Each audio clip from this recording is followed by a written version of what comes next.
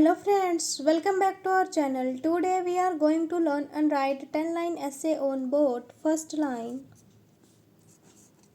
A boat is an object that is used to travel on water. Second line. A lot of people can travel at one time. Third line.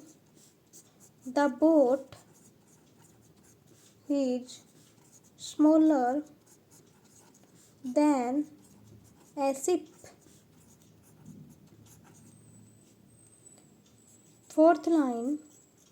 It can be used for fishing. Fifth line. It is also used for rescue purposes. Sixth line. People used a boat to go to the deep sea. Seventh line. People use the boat to ride on the lake and ponds.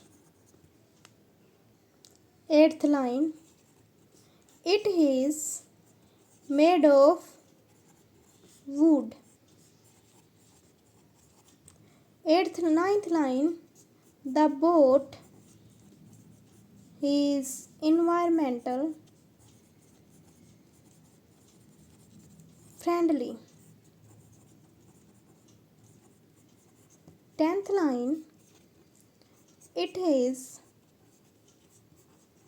cheap transport.